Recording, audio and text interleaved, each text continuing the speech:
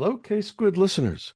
It's every other Sunday again, and you're listening to Sustainability Now, a bi-weekly K-Squid radio show focused on environment, sustainability, and social justice in the Monterey Bay region, California, and the world. I'm your host, Ronnie Lipschitz. Everyone is angry at California's private utilities. Rates keep rising, the utilities lack accountability, and they're running roughshod over small-scale renewable energy. Why make your customers so angry? And what are the utilities planning? My guest today on Sustainability Now is Loretta Lynch, an early critic of the energy deregulation that led to California's electricity crisis in the early 2000s, and for which we're still paying today. Lynch was president of the California Public Utilities Commission from 2000 through 2002 and continued as a CPUC commissioner until January 2005. Since then, she's been a strident advocate for the protection of ratepayers and against corruption, a role in which she continues today. Loretta Lynch, welcome to Sustainability Now. Loretta Lynch, welcome to Sustainability Now. Thank you so much for having me. Well, our topic today is a really big one. We're not going to be able to cover everything, but I was wondering if we could start with a kind of broad overview of the issues and challenges facing utilities, the state, and customers today and over the next 20 years or so. Sure. Ronnie, we are at a historic transition point, not only in California and the United States, but throughout the world. For the first time since we have had large-scale commercial electricity, people now have the ability to control how they make, use, and store electricity. Electricity used to be unique as an essential good or an essential commodity in that you had to use it when you made it or you lost it. But now with technological advances, we now have energy storage systems that work, and they work on a massive scale. So for the first time, we can decide how we want to design our energy systems, where we want the electricity to come from, what sources, how we're going to produce our electricity, whether it's from fossil fuel or clean fuels, and also how we're going to create the systems so communities can have a voice and a choice. And that's new. That is new for the 150 years of electricity commercial production. Coupled with California's old 20th century top-down utility-owned system is old, creaky, and doesn't work very well. And so a lot of it needs to be replaced, both just because of age, but also because of utility mismanagement and failure to maintain the system. So that presents an opportunity.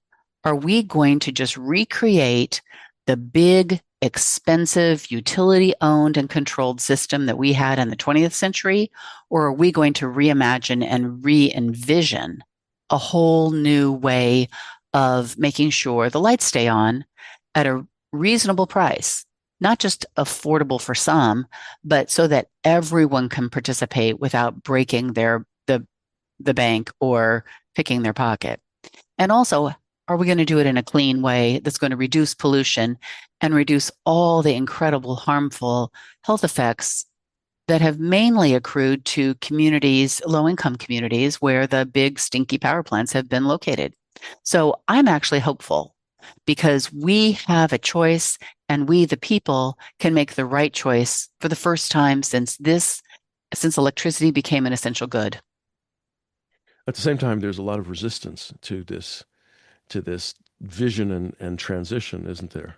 Well, sure, because the people who have made the money want to keep making the money, and the people who have profiteered want to keep profiteering. And so we have huge moneyed interests aligned to recreate the 20th century system where people don't have a choice and people don't have a vote, and people's pockets just continue to get picked. But in some ways, the fact that California system is so broken and the fact that our regulators are so compromised really helps us see clearly what those choices are. Because if it were just a little bit bad, I'm not sure people would care.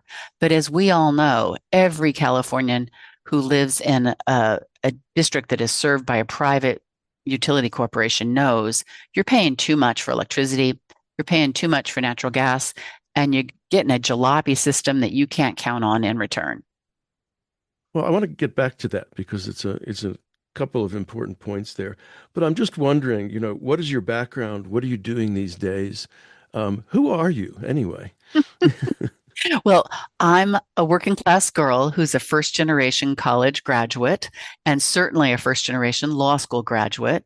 I became a lawyer. I worked for legal aid for a while. I clerked for a judge, and then I worked at big law firms in both Washington, D.C. and in San Francisco to pay off my student loans and to be able to buy a place to live and a car.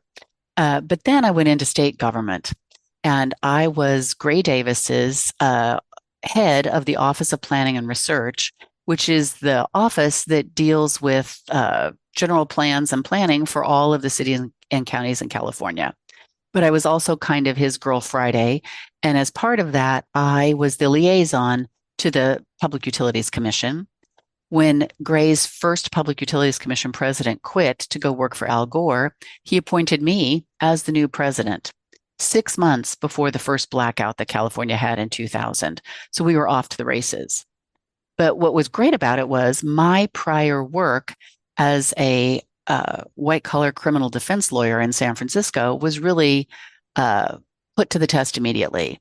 So I went after Enron and its cronies, and we caught them basically after a lot of work and Sturm and Drang, and also after they had profiteered over $40 billion in excess profits out of California's pockets. So I feel very strongly that not only does electricity need to be clean, but it also the costs have to be reasonable, because we saw what it did to California's economy 20 years ago.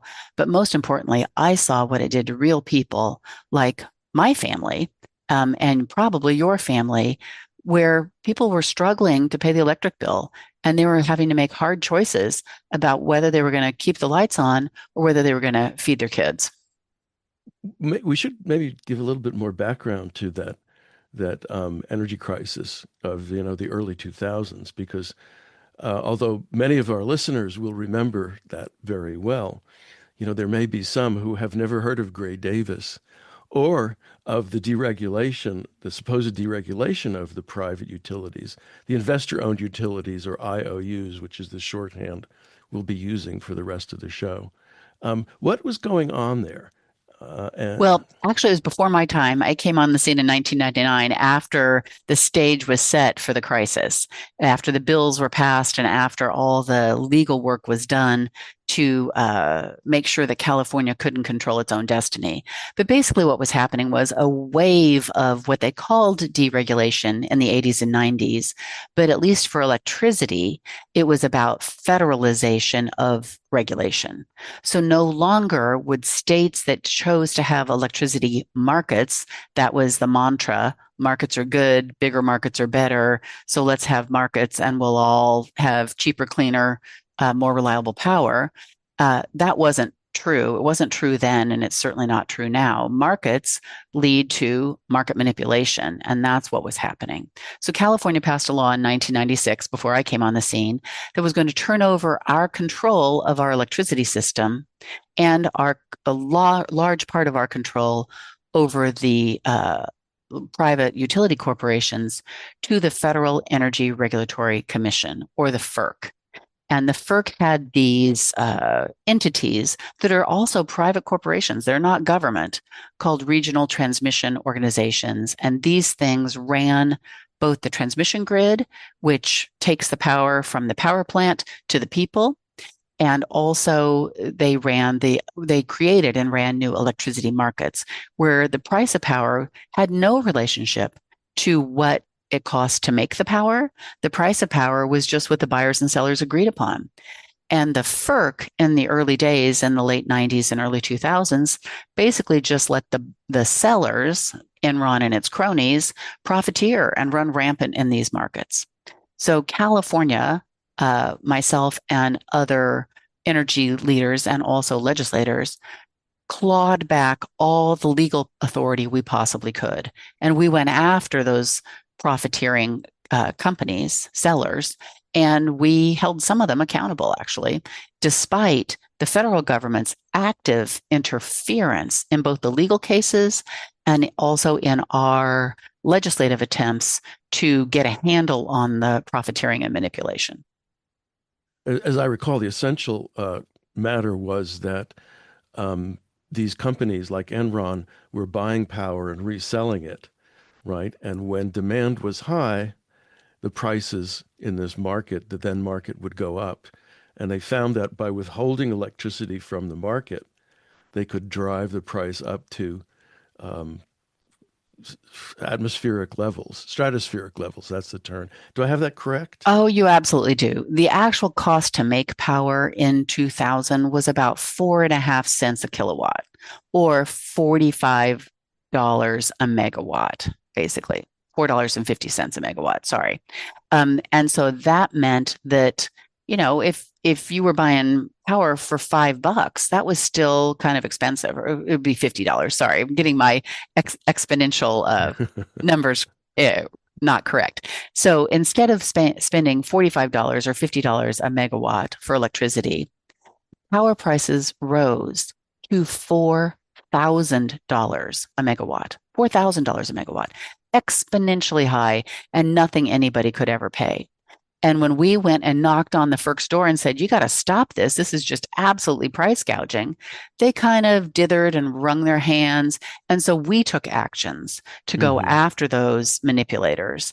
And we eventually proved that they were, in fact, colluding and manipulating the market. So there were some protections after there were U.S. Senate hearings, congressional hearings on this, some protections that the FERC grudgingly gave California. And I will note it was the Bush administration's FERC, not the Clinton administration's FERC, that finally put some price controls and some other regulatory guardrails on our market. But it was also California ourselves. And what we did was we took back control of our electricity market board called the Independent System Operator, or the California ISO. And we told the board, you're not going to let the sellers run rampant through our economy anymore. You're going to pay attention and not allow profiteering. And that worked for about 20 years.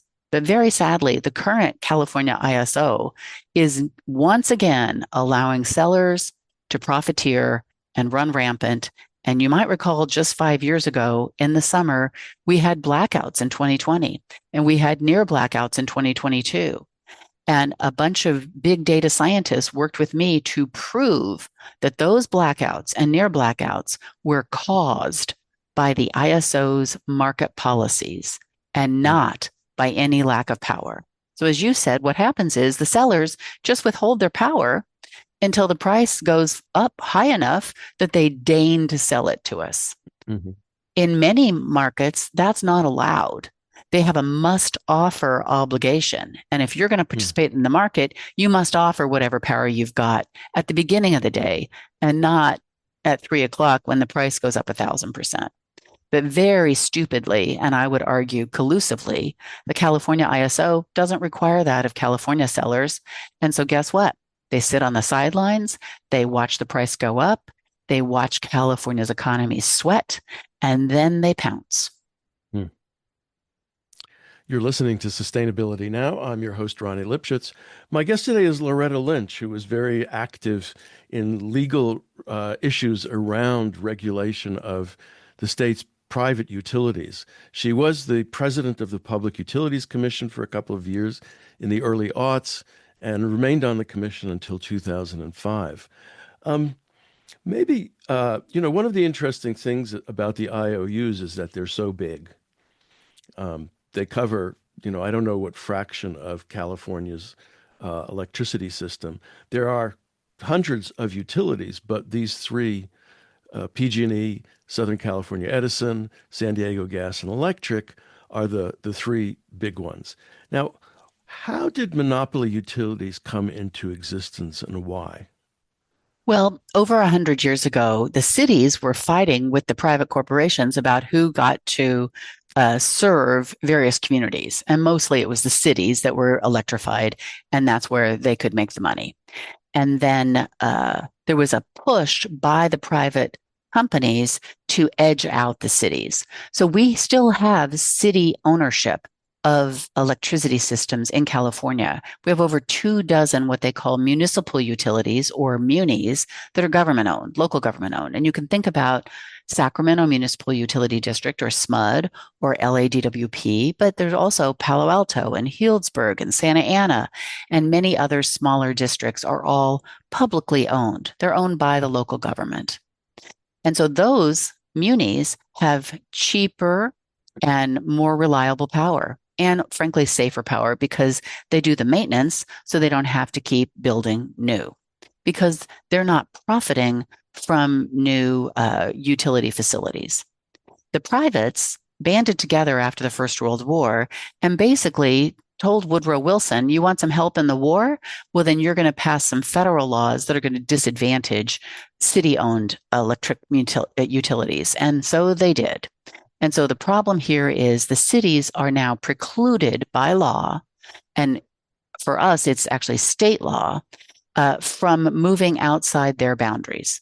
So while if you live in the city of Los Angeles, you enjoy much lower power prices and frankly, you also enjoy much safer and more reliable power delivery.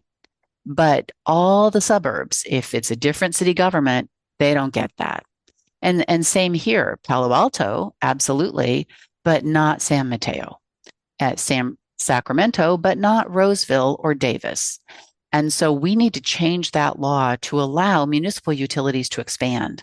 And I would argue, given Southern California Edison's negligence in failing to remove an abandoned power transmission line, a power tower, and that's what sparked the Eaton fire, that they should lose the privilege of rebuilding Altadena and the Pasadena area because they've already proven that they are not to be trusted with people's lives and our economy.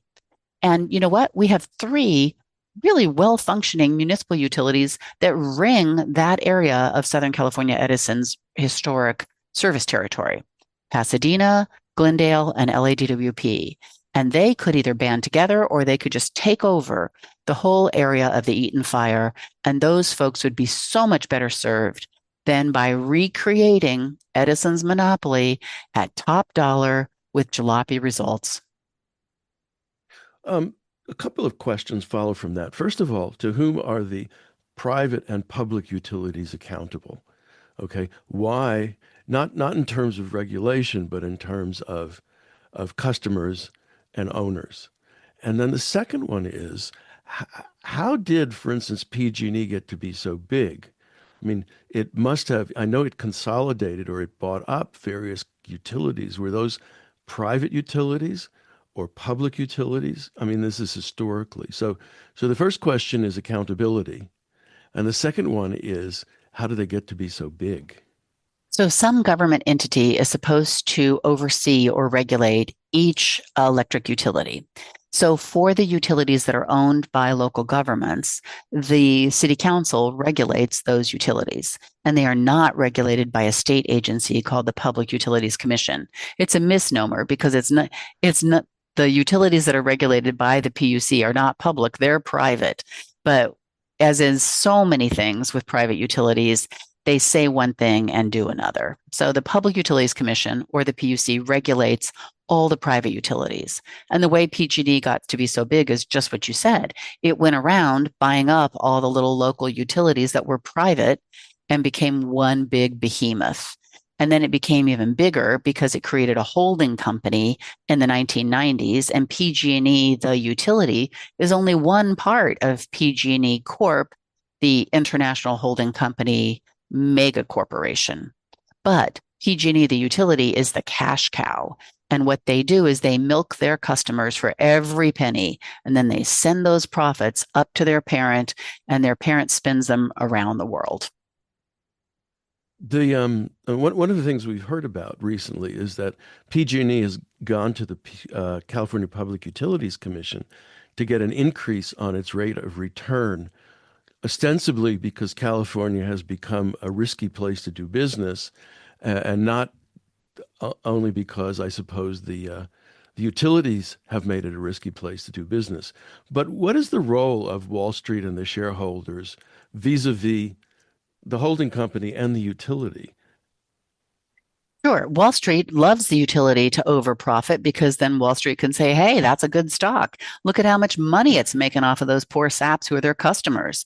And yes, isn't it, one could argue, ironic, or one could argue disingenuous that PG&E has asked for even more profit because of their actions that make the utility business risky because they fail to maintain and operate appropriately. And they're basically saying, because we are negligent, and oh, by the way, PG&E has been convicted of criminal negligence over 100 times in the last 2 decades. 100 counts of criminal negligence they have either pled to or been convicted of. So this criminal felon is saying, hey, because of our criminal negligence, it's a risky business and you should pay us more profit because we're in a risky business. By the way, we created that risk, but don't look behind that curtain, Wizard of Oz. So the rate of return is what It's for basically a private? profit level. So it's a calculation and a formula, and all these things are supposed to go into it. And we can get into that if you want.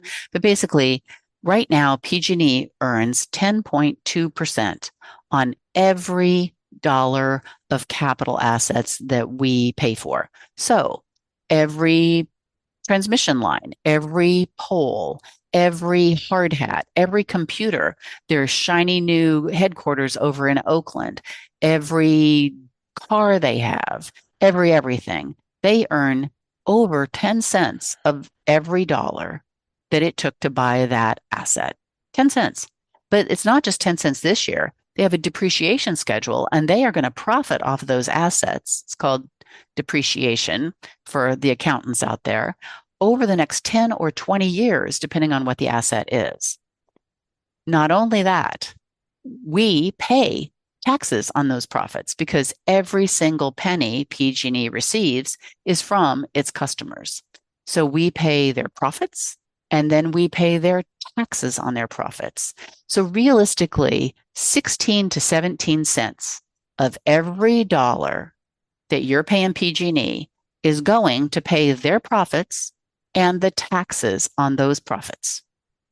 And that is why all municipally owned utilities, all city government owned utilities are a lot cheaper just to start right off the top because they're not charging that 16 to 17 cents off of every dollar you pay in your bill.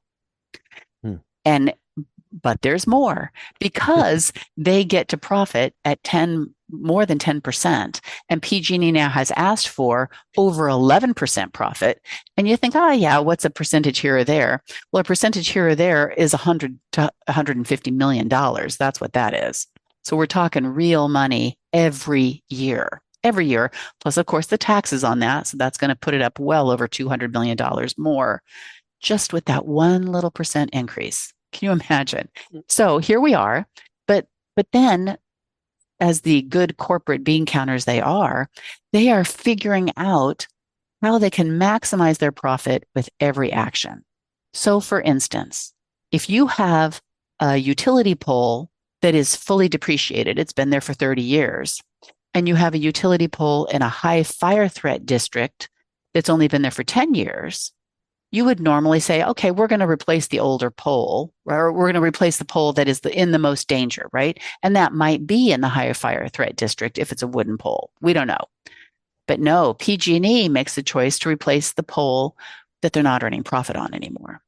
And so the PUC is supposed to be looking at this to say, hey, are we replacing infrastructure, utility equipment that is going to keep us the most safe, the safest, or are we replacing utility equipment in order to pump up the profits and plump them up of PG&E? And very sadly, it's the second. And that's why one of the 5 major reasons that utility costs and your bills are out of control. Just to clarify that, when depreciation means that a certain value, right, of the stock, of the capital stock, is it, that the value is decreased by a certain fraction or percentage every year, right? until it is totally depleted, at which point it doesn't have any value in the overall sort of uh, plant. Well, it's actually not the stock, it's actually a piece of equipment, right? Right. Yeah. So let's say the best way of looking at depreciation, I think, is looking at their office building. PG&E used to have this big old 1920s office building in downtown San Francisco, and it Mhm. earned a profit on it for 30 or 40 years, meaning the value of the building, they got 10% or more of every year. And then, so let's say the building was worth, $100 million. Well, if they then get 10% profit, they take $10 million a year on profit on that. So then the next year, the building is only worth $90 million because they've taken away the 10 million in profit. And so they only get $9 million of profit. I So see. then the Okay. next year, the building's only worth $81 million until the building, for accounting purposes, is worth zero. But you and I know that that building is not worth zero after 30 years. That building has real value to the customers because we paid for it and we paid profit on it for years and years, if not decades. Well, guess what PG&E did during the pandemic?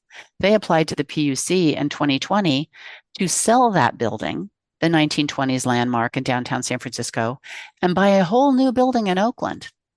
But because they're PG&E, they proposed that the money they made on the sale of a big office building in San Francisco, that they just keep because, no harm, no foul. Hmm. And the money that they're going to use to buy that new Oakland headquarters, oh, why don't we have our customers pay for that? Plus a whole new profit stream. And that's what the PUC allowed. The PUC said, yeah, you're right. You get to deduct all sorts of expenses that will offset your what they call gain on sale of the building you've owned for over 100 years, and you'll just keep virtually all of that money. I think they might have given 10 or 20% of that, the sale price, back to the ratepayers. But then, so basically the PG&E building in San Francisco sold for about $800 million. Then they went and bought a $1.2 billion building in Oakland with fancy new furniture and all these other things, blah, blah, blah. And guess what? The profiteering starts again. So this year, we're going to pay 10% of the 1.2 billion. And next year, we're going to pay 10% of whatever else is on that, Of the total and not of just the the total. additional cost. No, Wow. no, no, no, no, no. So Wow. they got to Wow. pocket the profit. We had Yeah. to pay for a whole new building, and now we're paying a profit on the whole new building. It's a good gig if you can get it. And the PUC shouldn't have allowed it. And the reasoning was, hey, we're going to have to upgrade this old 1920s building for earthquake stuff. Yeah, the worst estimate, the highest estimate they got was 100 million, was $100 million. So that would have been a fraction of the 800 million they got to sell it. And then the 1.2 billion we had to pay for a new building, plus of course all the profit that we're paying, right? So Right. the PUC is like, oh, $100 million to earthquake proof it. Oh, no, no, no. You go ahead and sell that building and then buy a whole new building, and we'll just have the customers pay. So you want to know why your rates went up so high in the last couple of years? One of the big reasons was PG&E got a brand new office building and they haven't even filled it. They're now subleasing it, subleasing big chunks of it. Why? Because everybody doesn't have to come back to the office 5 days a week. I have to say, I don't see why the public doesn't own or didn't own PG&E's buildings if it was paying, off the mortgage and the costs. But Oh, we paid for every penny. It's like saying, hey, Ronnie, you want a new house? I'll pay for it. And then you own it. And then maybe you'll give me a good deal and not charge me too much rent if I, am basically using some of your new house. hmm, Yeah. Huh, great deal if you can get it. And it's so that's just one egregious example of so many egregious examples. It would take hours on your show to go through. And so people want to know whether rates are increasing exorbitantly. It's because the PUC has stopped making any sense when it comes to regulating the costs and making choices about what PG&E gets to spend their money, our money on. mm. You're listening to Sustainability Now. My name is, I'm your host, Ronnie Lipschitz. I know what my name is. And my guest today is Loretta Lynch, who is very active these days as a lawyer in litigation around issues having to do with private utilities, among other things. She was president of the California Public Utilities Commission for a couple of years in the early aughts and served on the commission until 2005. And we've just been talking about how private utilities, the IOUs, make a lot of money on their properties without ever, you might say, giving us a cut of those properties that we paid for. Well, Loretta, you've talked we've talked a little bit about the PUC, and you just basically propose that the PUC isn't doing its job. How is the California Public Utilities Commission supposed to work and regulate the IOUs, the private utilities? I mean, what's the theory and what's the practice? So the people of California in 1911 knew that they had a corrupt railroad commission, which was just basically doing the railroad's business instead of overseeing the railroads and keeping prices low and safety high. So they voted for a constitutional amendment to California's constitution to create a new Public Utilities Commission, 5 members appointed by the governor and confirmed by the state Senate, who are supposed to regulate the utilities and keep the costs, the legal phrase is just and reasonable.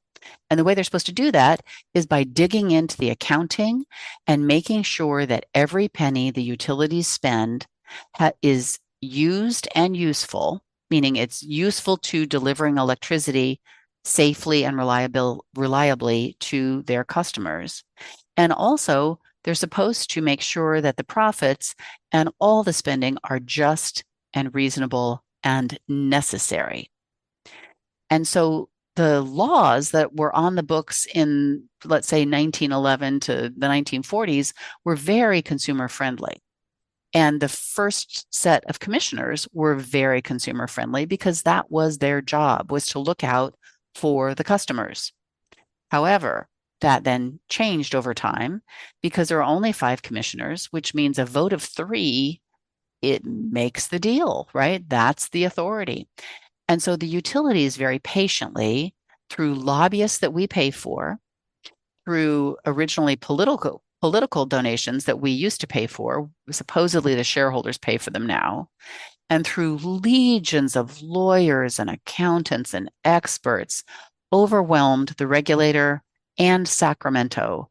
And the laws changed to be very pro-utility, and so did the regulations. So when I show up in 1999, I am shocked at how pro-utility not only the commissioners are, but also not all, but a lot of the staff, because you just get worn down over time. It's the flood the zone strategy that we now see very clearly on the national level. Well, that's been happening at the California PUC for decades, and it's also been happening in Sacramento for decades. And so you get California, frankly, when I was the head of the PUC and a PUC commissioner, I talked a lot with other PUC commissioners across the country. And I found out that California is seen as, because it is, one of the most utility-friendly states in the country. We have some of the highest profit levels and some of the lowest regulation standards in the country. And that is why we have the second highest prices in the country, rates. And for small commercial customers, which would be, say, a McDonald's or smaller business, they have the highest rates in the country, the highest rates. And of course, the only folks that we're trailing in terms of residential rates is Hawaii. And Hawaii has its own special issues because it's an island and it's harder to provide electricity and the equipment to an island. So here we are. California has bottom of the barrel safety, bottom of the barrel reliability, top of the barrel bending over for the utilities in terms of regulation and statutes. And that has created outrageous rates and bills. It's not rocket science. It's almost inevitable if you've got that combo. Does a commissioner have to have any particular sort of qualifications or expertise to be appointed by the governor? Nope. So he can appoint friends and cronies and the like. Yep. Um, and the present commission, if I may ask, who's on it? Well, several folks have been You, lobbyists you don't have for, to name names, just right. to. I understand.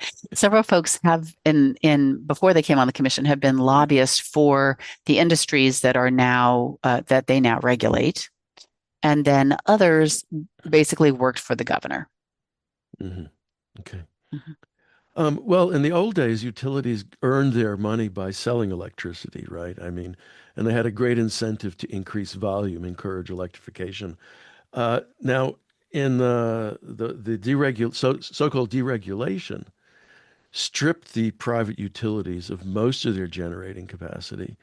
Um, so they no longer make and sell most of their electricity to customers. So how do they make their money now? Well, I would say PG&E still does have significant generating assets, and those assets are the hydro system. PG&E owns the largest privately owned hydro system in the world. And Mm-hmm. it's some of the cleanest power that we enjoy as Californians. It's also should be some of the cheapest power because it's been around for 150 years or certainly 100 years. And we've already paid for all the profits, right? That system is fully depreciated. Let's just say that. And then also Diablo Canyon, the nuclear power plant in San Luis Obispo. And that too, Californians have paid through the nose on. We've probably paid the entire costs plus a ton of profits, double if not triple over the years. The problem is PG&E had made a deal to close it because it's not safe. It didn't meet the Nuclear Regulatory Commission's tsunami standards after the Fukushima tsunami in 2011. But in 2022, our governor, by statute, kept it open through 2030. And not only kept it open, but made a special deal about how much PG&E gets to charge for making the power at Diablo Canyon. And so PG&E is profiting all the way to the bank yet again, because even the PUC wouldn't have been able to justify the extraordinary rates that PG&E is now charging for Diablo Canyon power. Because we've already paid for all the equipment. I mean, there's some upgrades, but pretty much not. So we paid for the big kahuna high ticket expenses already. So that power cost should have dropped. So what did PG&E do? Say, oh, well, we can't keep up these high profit levels through the regulatory system. So we'll go to Sacramento and get it in a bill, which they did. And now that's the law. So they get to profit all the way to the bank again. So anyway, so that was a little bit of a tangent, but PG&E still is making hefty profits off of its generation. Let's just say that. But the Okay. other folks were pushed to sell off their power plants, and they did sell them off at record prices. And guess what? They got to keep every penny of the profit of those sales. Mm-hmm. And then they were exposed to the open market and then the manipulated market. And the problem is because it's a federal federally created electricity market, something called the filed rate doctrine applies. And if PG&E buys power on the market to sell to you and me, whatever the price of that power is on the market, as long as the FERC, the Federal Energy Regulatory Commission, says that that price is reasonable, they get to pass through to us. So PG&E does participate in buying power on the market, but more and more, what the folks who are actually buying power is something called the community choice aggregators, or the CCAs. And most communities in California now have a CCA board, and they've taken over buying the power or creating the power plants, signing contracts for or building their own power plants to keep the lights on. So PG&E is increasingly not involved in what they call power procurement or power sales. So if they're not selling electricity, what are they selling? They're selling the system and they're selling their billing system. So the way they make money now is on their equipment. They make money on their transmission system. They make money on the power poles. They make money on the wires, and they make money on upgrades. They make money on their pipelines. So what, not surprisingly, they propose to do is replace all that stuff because they've pretty much drained the profit potential out of their old system. So Mm. even though a big chunk of their old system is perfectly serviceable and we paid for it all, they'd like to replace that so that they can start that profit gravy train anew on every single transmission line and every single power pole. So the state has this goal, I don't know where it stands right now, right, of moving to all renewable energy by I think 2025 electricity, um, right? And the utilities are deep into to building new transmission lines. What is going on there? Profiteering. So if I can build a transmission line, even if it's to nowhere, it's like the bridge to nowhere, I'll make money. And the FERC, the Federal Energy Regulatory Commission, has even loosier, goosier rules for profiteering if they approve the transmission line versus if you go to the PUC to approve the transmission line. So if you go to the PUC to approve the transmission line, you're going to get a little bit over 10%, 10 cents out of every dollar in profit. If you go to the FERC, depending on where that transmission line is and whether or not FERC particularly likes your project, you can make 30 to 40% profit. Wow. And so guess what? There's a backlog of like 8,000 applications to build transmission lines all over the United States because it's a gravy train that knows no bounds. And so, of course, if you could make 10% profit versus 30% profit, who are you going to go to? Who are you going to call? You're going to call the FERC because they're going to let you profiteer off your own customers in a way that is just obscene. Does FERC then, I mean, have authority only over interstate lines, transmission Yes. lines, or also within state transmission lines? Well, if the state is so foolish as to give up their power, and California increasingly is giving up their power over intrastate or just Hmm. inside Hmm. California transmission lines, Hmm. then yeah, FERC can approve them. And if the state is so foolish as to give up their power over the smaller lines and not just those big honking lines that are out in the Central Valley, if Yeah. you drive down I-5, yeah, then FERC will step in the gap and approve them. So one of the easiest ways we have to keep power prices or to keep transmission line costs and profits lower is if the PUC approves them to the maximum extent possible and only provides a 10% profit versus the profligate profits of the FERC. Hmm. But also, we don't even need most of these transmission lines. If we built community based energy systems like we can now with energy storage. You're listening to Sustainability Now. I'm your host, Ronnie Lipschitz. My guest today is Loretta Lynch, who, back in the early part of the millennium, the new millennium, was president of the California Public Utilities Commission. And since she left the commission in 2005, she's been quite active in efforts to regulate and contain both utilities and I would say the regulatory system as well. And we were just discussing the question of transmission lines and their necessity. Uh, Loretta, is all of the hubbub about data centers driving the applications for new transmission lines, or is that how to rationalize the construction of new transmission lines? Because I've seen increasing skepticism that these data centers will emerge as predicted. And I'm just wondering, do you have a sense of that? Or maybe it's just, the worm Ouroboros eating its own tail. Certainly, the data centers are driving a little bit of the demand or the request for new transmission lines, but we had a backlog of over 6,000 transmission line requests way before data centers came on the scene in the last 5 to 8 years because the FERC's profits are just too good to pass up. So Mm. people have been rushing to get theirs before the FERC closed the loopholes, which they had seemed to have no, appetite to close. But on the data centers are kind of like the wild west of the early internet. Everybody was going to be an internet company, and all the internet Right. companies were going to need to have servers and all this stuff. Well, what we found were, in fact, not everybody is going to be an internet company. Remember MySpace and Yahoo and all the other ones, right? Yeah, Uh-huh. Time Warner. Anyway, no, what happens is only a few big guys are going to come out of this war of both AI and the data centers. And then those folks will need data centers for their or AI areas for their businesses. But it's not going to be thousands. It may not even be hundreds. It might just be dozens, and it may not even be dozens. But they're acting as if, for power purposes, like it's going to be thousands. What I find the most interesting, though, is the data centers, the AI data centers in particular, they don't want transmission lines because they need to have perfect power all the time Mm. for the volume and quality of AI that they want to deliver.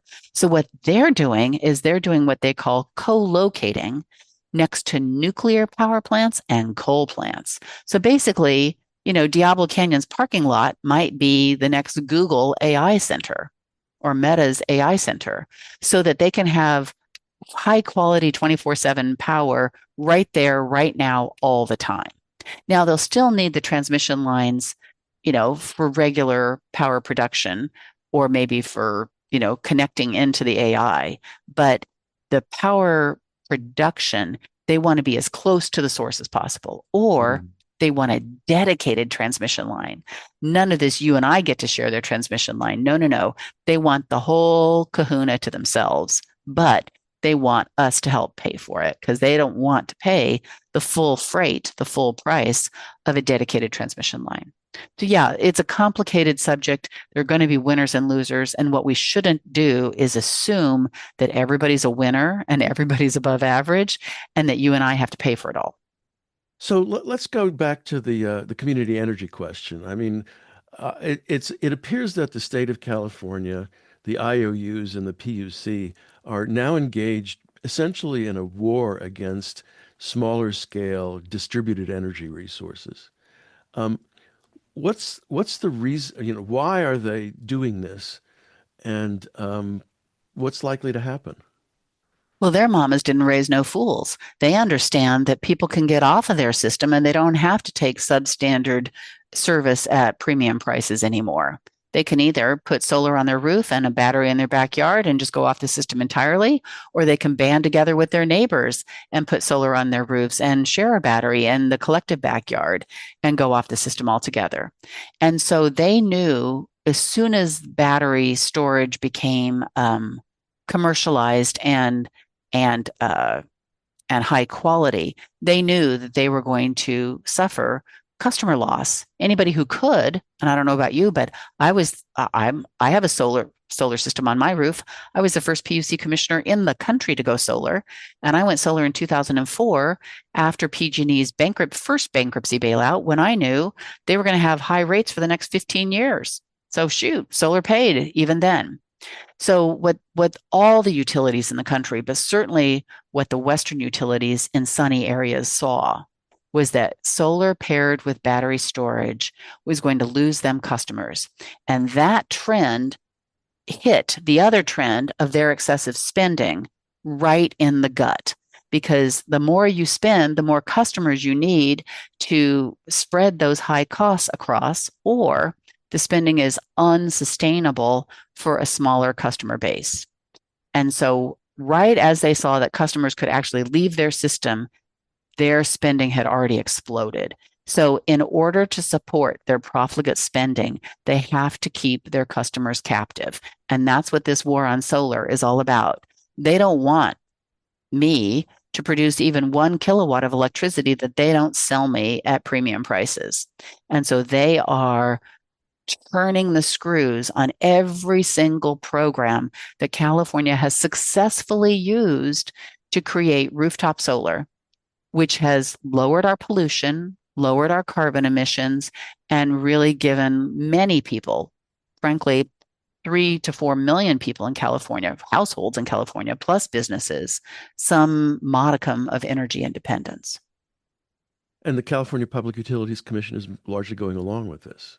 Oh, they are a collaborator, and I mean in the Vichy sense. But why? Because if all you do is regulate a private utility and they're in trouble and you're already co opted by the people who are in trouble, what are you going to do? You're going to help them out. So essentially, it's an agency's effort to stay in business. It's an Is it? agency's effort to stay in business, coupled with their political overlords, the governor in this case, who is tight as ticks with the utilities, and understands that the choices that have been made, the policy choices that have been made that are so pro utility, are really going to break the economy if you don't keep the customers captive and paying their monthly bills to PG&E. Well, we're almost out of time. So the last question is, I suppose, the most difficult, which is of other two, is what in your view should we be doing, the public and citizens and customers be doing to try and prevent this, you might say, IOU takeover of everything? And where can our listeners learn more about this? Well, the last time I checked, we're still a democracy, and that means you have state representatives and a governor who you can call and email and text and say, stop allowing the utilities to overprofit, overbuild, and overbuy, because that's hurting my budget, but it's also hurting California's budget. Just stop it and change the law that has allowed the PUC and the utilities to go to war against their own customers and give us customer choice, customer access, and customer control. We should be able to band together with our neighbors or our community. And frankly, the public utilities should be able to expand if people who live in the surrounding areas want to be served by the public utilities. Plus, we need to have real court review of the PUC's decision and not just a very crimped and limited court review. And we can ask our governor and our legislators for all of those things and more. And also, just next year, this time next year, we're going to be in the thick of a competitive primary for California's governor. So every time you see a governor's candidate come to your community, go ask him, what are you going to do about the war on solar? What are you going to do about the co-opted PUC? And what are you going to do about these exorbitant and unsustainable bills that we're all paying? What are you going to do about it, governor's candidate? Because the next governor is going to have a lot in her or his lap, and we need to make sure that that person's for the people and not for the private corporations. Where can listeners find out more about all of this? Well, that's a good question. I would go to the Solar Rights Alliance for the War on Solar. I think that those guys do a really good job of explaining what's up there. I'd go to the Center for Biological Diversity and also the Protect Our Communities Foundation for some of the most egregious examples of what's going on at the PUC. And then I'd go to your radio show because, Ronnie, you are speaking truth to power, and you're having all sorts of people on who can really give people the true facts and not the facts that the utilities want you to believe. Well, thank you very much for that endorsement, Loretta. And thank you very much for being my guest on Sustainability Now. I really enjoyed it. Thank you so much for having me. You've been listening to a Sustainability Now interview with Loretta Lynch about current issues around California's electricity grid and the state's monopoly utilities. Lynch was president of the California Public Utilities Commission from 2000 through 2002, and she continued as a CPUC commissioner until January 25. Today, she's an advocate for the protection of ratepayers and a critic of corruption by the utilities and other agencies, a role that she relishes and continues today. If you'd like to listen to previous shows, you can find them at ksquid.org/sustainabilitynow, as well as Spotify, YouTube, and Pocket Casts, among other podcast sites. So thanks for listening, and thanks to all the staff and volunteers who make K-Squid your community radio station and keep it going. And so, until next every other Sunday, Sustainability Now.